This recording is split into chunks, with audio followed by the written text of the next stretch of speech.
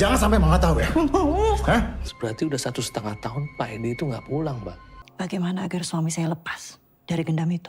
Salat tengah malam, zikir. Tapi kamu masih tega hancurin usaha aku. Pergi kalian dari sini. Gak mau lagi aku lihat muka-muka kalian. Titip papa saya ya.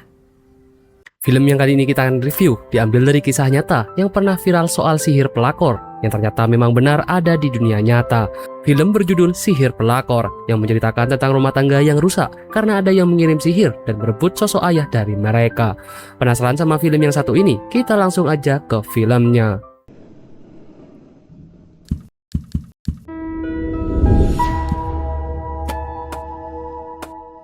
Film diawali pada tahun 2001, di mana Vita dan Dwi adiknya sedang santai di depan TV. Tiba-tiba mereka mendengar papanya pulang dan mereka pun menyambut papanya dengan bahagia.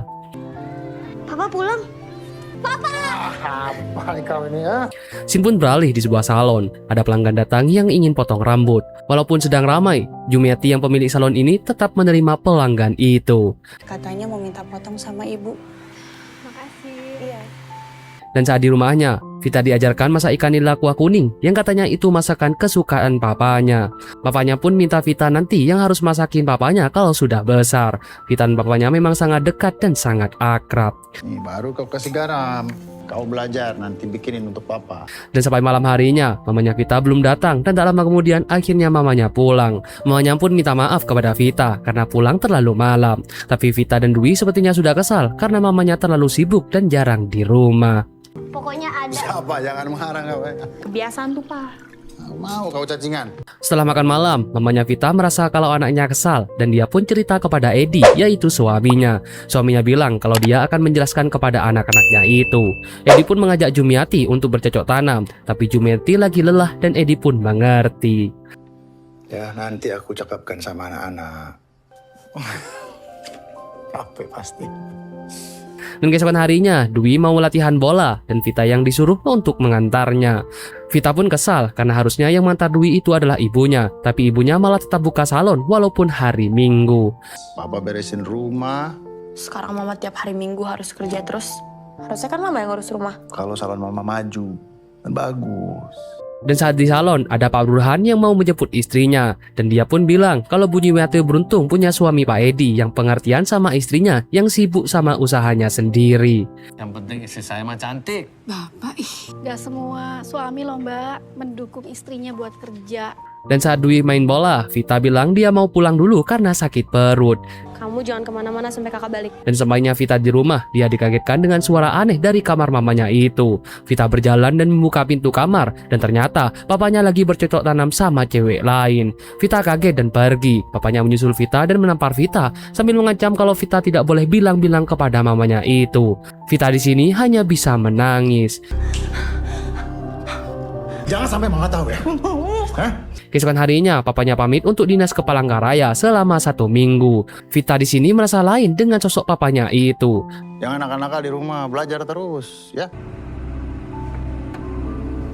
Dan di pagi hari saat Vita mau mengantar Dwi latihan bola, Bu Burhan dan tetangga yang lain sedang belanja dan nanyain kemana Pak Edi karena sudah lama tidak kelihatan. Vita pun bilang kalau papanya sedang dinas di Palangkaraya. Rasul baru minggu lalu Bu perginya. Sih Bu. Beberapa hari kemudian, ibunya Vita mengambil raport Vita dan Vita pun naik kelas dengan masuk 10 besar di kelasnya. Dan pastinya kamu naik kelas 3. Scene pun beralih di pantai. Mereka juga liburan bertiga sambil merayakan ulang tahun Dwi. Mereka terlihat sangat bahagia. Happy birthday, Ade. Ini robot. Wow. Saat pulang dari pantai, Pak Burhan menanyakan Pak Edi ke Bu Jumiati karena katanya sudah lama tidak kelihatan. Dan Bu Jumiati bilang kalau minggu depan Pak Edi akan pulang. Pak Edi kan dinas di luar kota, Pak. Belum pulang juga ya. Insya Allah minggu depan pulang. Scene pun beralih saat Vita dan Dwi mau ke salon untuk minta uang belanja ke mamanya. Tiba-tiba wanita yang kemarin bercocok tanam dengan papanya keluar dari salon mamanya dan melihat Vita sangat aneh. Vita hanya diam karena ternyata perempuan itu adalah pelanggan mamanya. Nah, itu kan Papa yang bilang. Makasih ya Mbak. Sama-sama, mampir-mampir lagi Erin. Malam harinya saat Vita mau tidur, dia kepikiran sama papanya yang lagi bercocok tanam sama perempuan lain. Vita kebangun karena ada suara pintu kebuka dan dia pun keluar untuk mengeceknya. Ma? Vita memanggil ibunya, padahal ibunya tidak ada. Dan setelah dilihat keluar, ada perempuan yang jalan, dan Vita mengira itu ibunya. Vita pun keluar, dan ternyata ibunya ada di atas pohon, dan dia pun melompat untuk menghilangkan nyawanya. Sedangkan papanya dan pelakor itu hanya melihatnya di pintu. Vita menangis, dan ternyata itu hanyalah mimpi buruk Vita. Tolong mama, Fit. Scene pun beralih. Vita dan ibunya datang ke acara tunangan anaknya Pak Burhan. Di sana Pak Burhan akhirnya bilang ke Jumiati kalau tetangga selama ini mengira Bu Jumiati dan Pak Edi cerai karena sudah setahun lebih tidak pulang. Bu Jumiati pun kaget karena dia sekeluarga merasa kalau Pak Edi baru pergi 1 minggu yang lalu. Frida mempertanyakan hal itu lagi sama Mbak Jum. Pisah sama Mbak Jum. Berarti udah 1,5 tahun Pak Edi itu nggak pulang, Mbak. Sesamanya di rumah di malam hari, akhirnya Vita dan mamanya pun sadar kalau ternyata papanya gak pulang sudah hampir setahun lebih. Mereka pun kebingungan karena selama ini mereka tidak merasa selama itu papanya pergi. Kok bisa emang kita nggak sadar? Seminggu kemudian papanya Vita pulang, dan di sini Jumiati dan Vita mulai merasa ada yang beda dengan suaminya saat mereka makan siang bareng. Dan setelah makan siang, Edi ketahuan sedang mencari sesuatu di kamarnya dan membongkar isi lemarinya itu. Jumiati menanyakan apa yang sedang dia cari. Ternyata yang dia cari adalah sertifikat tanah dan rumah yang katanya mau dipakai buat usaha. Jumiati akhirnya bertanya kemana Edi pergi selama ini, sampai lupa sama keluarganya di rumah. Tapi Edi tidak memberikan penjelasan apapun dan memilih untuk pergi. Kamu 1,5 tahun tuh nggak pulang, Ed. Sini, mana sertifikatnya? Ma, Papa mau kemana, Ma? Vita pun melihat dan dia sempat nyalahin mamanya karena ini semua salah mamanya yang selalu sibuk sama salonnya selama ini. Mama lebih peduli sama salon Mama. Esok harinya Vita pun menemui papanya ke kantornya dan memberikan makanan kesukaan papanya, tapi sama papanya malah dibuang dan dia seperti sudah asing dengan Vita. Aku bawain makanan kesukaan Papa buat makan siang. Scene pun beralih. Pak Burhan menawarkan ada seseorang kenalan Ustadz yang mungkin bisa membantu dan mengetahui apa yang sebenarnya terjadi kepada Pak Edi. Saya ada kenalan Ustadz, namanya Ustadz Ahmad. Malamnya Jumiati dan Vita pun langsung pergi ke tempat Pak Ustadz. Dan Pak Ustadz bilang kalau suaminya Bu Jumiati kena gendam atau sihir dari seorang wanita yang dimana dia membuat Edi melihat dirinya sama seperti melihat istrinya. Dan Edi dibuat asing dan sangat jauh sama anak-anaknya. Melainkan ke rumah seseorang yang menyerupai ibu. Suami ibu terkena gendam sabda Pandito Ratu. Wanita pelakor ini sampai rela bersemedi di pinggir pantai demi mendapatkan Edi. Ada banyak ritual yang dia lakukan untuk menaklukkan Edi. Jadi saat dia pulang ke rumah ke pelakor itu, dia merasa pulang ke rumah istrinya dan makin tergila-gila kepadanya. Jadi cara untuk mengatasi gendam ini, Bu Jumiati dan Vita harus meminta pertolongan Allah untuk selalu sholat malam dan berzikir. Mata dan hati suami ibu tertutup. Menyerupaimu di mata suamimu, dia akan merasa seperti sedang bersamamu. Bagaimana agar suami saya lepas dari gendam itu? Salat tengah malam, zikir. Malam itu Vita dan mamanya mulai sholat malam dan berzikir. Dan benar, ternyata tiba-tiba foto mereka pecah. Esok harinya scene pun beralih di salon. Jumiati merasa kepanasan dan salon juga mulai sepi. Tiba-tiba keluar cairan merah dari hidung Jumiati yang membuatnya kaget. Karyawan Jumiati merasa ada yang aneh sama salon mereka dan mengira mungkin ada yang menghancurkan bisnisnya Jumiati. Mereka juga bilang kalau tiap pagi ada tanah kuburan di depan salonnya yang walaupun dibersihkan akan selalu ada. Ada yang nggak beres sama salon kita. Ritual untuk ngancurin usaha orang. Jumiati akhirnya membawa tanah itu ke Pak Ustadz dan Pak Ustadz bilang kalau ini memang tanah kuburan yang digunakan untuk menghancurkan usaha salon miliknya. Digunakan oleh pihak-pihak yang tidak bertanggung jawab. Benar, ini tanah kuburan. Dan saat di rumahnya, Vita teringat saat ketemu dengan pelakor itu. Wajahnya jadi berubah mirip seperti mamanya. Emangnya salonnya buka sampai jam segini? Jumiati menunggu sampai larut malam di salon dan sambil pengen tahu siapa yang mengubur tanah itu, dan ternyata yang melakukannya adalah suaminya sendiri, yaitu Edi. Jumiati pun mengejar dia dan Edi memilih pergi dengan pelakor itu. Aku tahu apa yang kamu lakukan, Edi. Esok harinya Jumiati dan anaknya pergi ke kantor suaminya itu dan bertemu dengan atasannya. Dia melaporkan kalau Edi sudah setahun lebih gak pulang dan tidak menafkahi keluarganya. Mereka harap Edi mendapatkan teguran dari kantornya, tapi ternyata Edi sudah memberikan akta cerai dan surat kematian soal istrinya. Dan atasannya pun tahu kalau Edi sudah menikah lagi dengan perempuan bernama Rini. Setahun yang lalu dengan istrinya yang bernama Rini Hartati sudah meninggal dunia 2 tahun yang lalu. Dan saat mereka mau pulang, mereka bertemu dengan Edi dan menanyakan apa maksudnya selama ini. Tapi Edi malah pergi dan mengusir Jumiati dan anak-anaknya dari sana. Jumiati pun benar-benar kecewa karena Edi sudah dibutakan oleh pelakor itu. Edi, tunggu. Hei, tapi kamu masih tega hancurin usaha aku. Pergi kalian dari sini. Gak mau lagi aku lihat muka-muka kalian. Scene pun di sebuah salon yang terlihat ramai. Ternyata salon itu milik Rini. Dan di malam harinya, Rini dan Edi pergi menemui gurunya untuk melakukan pesugihan lagi. Edi meminta semua harta istrinya bisa jatuh ke tangannya dan jabatan dia bisa diangkat. Edi bisa mendapatkan itu semua asal dia mau menumbalkan orang terdekatnya. Rini memaksa Edi untuk menyetujuinya dan di sini Edi pun mau. Serta kedudukan di kantor saya, harta dan rumah istri saya menjadi milik saya. Tumbal nyawa orang terdekatmu dulu.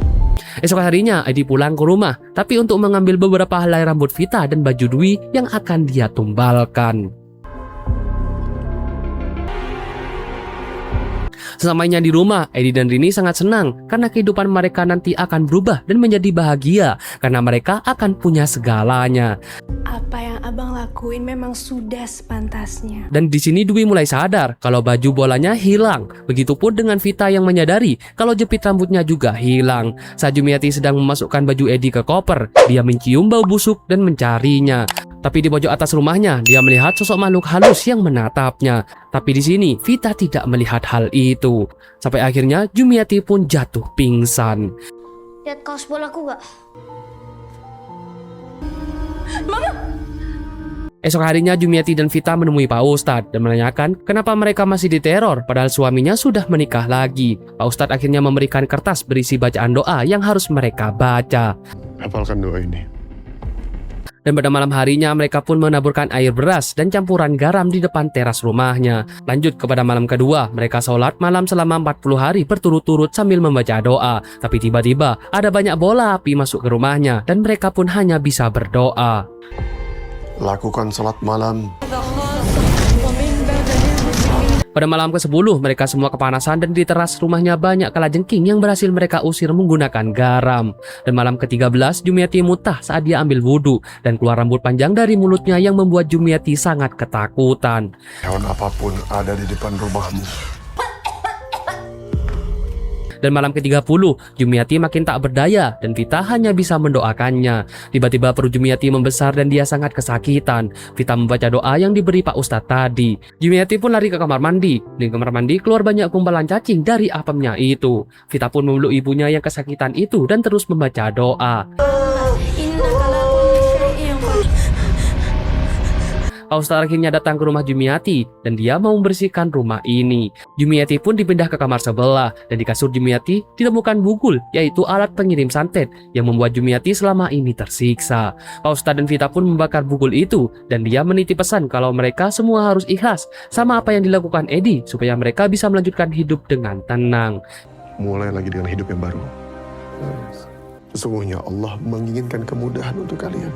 Keesokan harinya saat Vita mau ujian, dia dipanggil oleh gurunya dan dilarang ikut ujian karena dia masih menunggak uang SPP. Vita pun akhirnya keluar dan memilih untuk pulang. Karena kamu masih ada tunggakan uang sekolah. Kamu tidak bisa ikut ulangan lagi. Scene pun di salon, ibunya Vita sedang memecat karyawannya karena dia sudah tidak bisa menggaji karyawannya lagi. Vita pun mendengar itu dan memilih langsung pergi. Siapa sih Bu yang jahatin Ibu? Jadi terpaksa saya harus menutup sementara. Vita pergi ke tempat kerja ayahnya dan mengikuti ayahnya saat pulang. Dan sampai akhirnya di sebuah pasar, ayahnya Vita sadar kalau dia diikuti. Vita pun bilang kalau dia mau minta uang sekolah, yang dimana itu masih tanggung jawab papanya. Papanya Vita pun menolak dan Vita tak sengaja melihat Rini masuk ke sebuah salon. Dan di salon Rini menyapa Vita seolah tak bersalah dan merasa dirinya adalah mamanya Vita. Vita marah dan menghancurkan semua isi salon, sedangkan Rini berlari keluar. Tapi Rini malah ketabrak sepeda. Papanya Vita kaget dan dia pun marah besar sampai mengusir Vita dari sana. Pergi kau! Tapi jangan harap papa bisa mati dengan tenang sebelum minta maaf dan sujud di kaki aku. Vita akhirnya pulang dan dia pun memeluk ibunya. Ibunya sudah bilang kalau Vita tidak perlu mencari papanya lagi karena mereka harus mulai hidup baru. Kamu nggak usah lagi cari papa kamu ya, nak.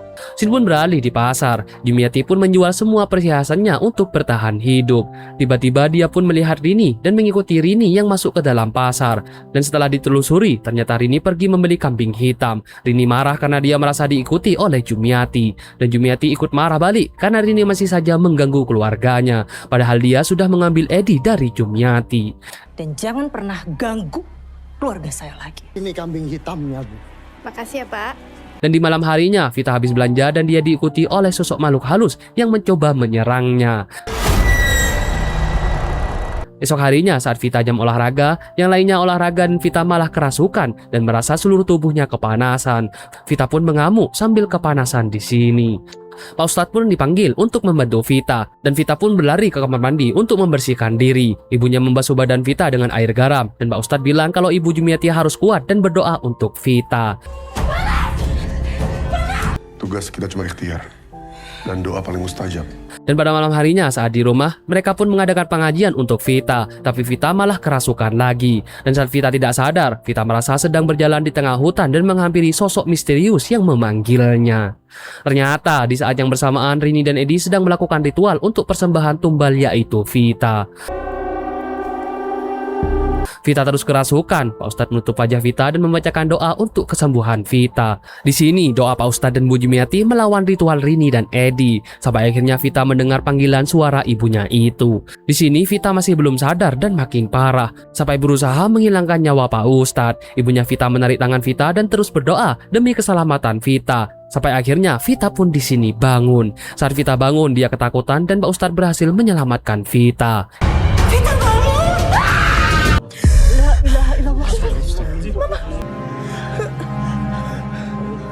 Keesokan harinya Pak Ustadz bilang kalau Pak Edi melakukan perjanjian dengan jin, tapi mereka akan merasakan akibatnya sendiri. Vita pun sembuh dan dia pun kembali pulang berkumpul dengan adiknya yang selama ini dijaga oleh Pak Burhan.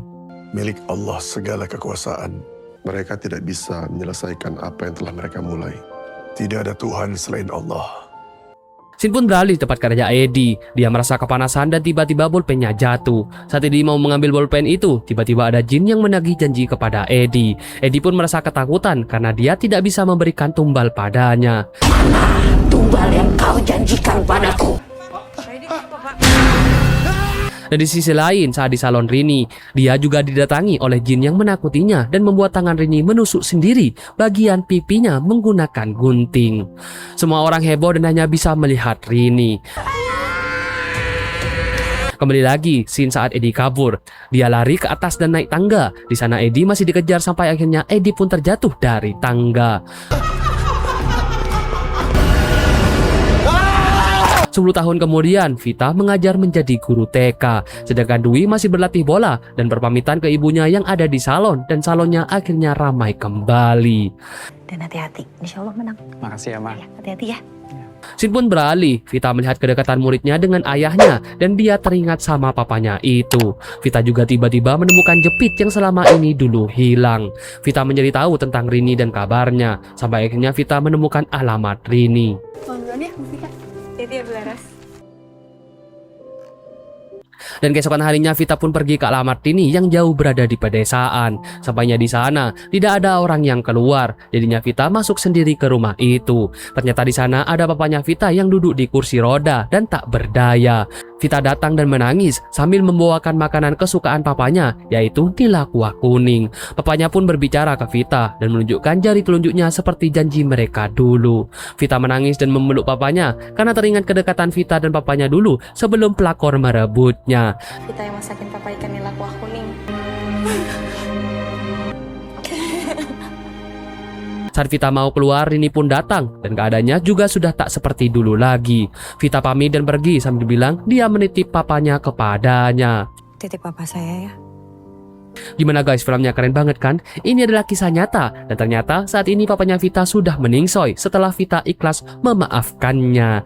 Oke deh guys, sampai bertemu lagi di film selanjutnya. See you!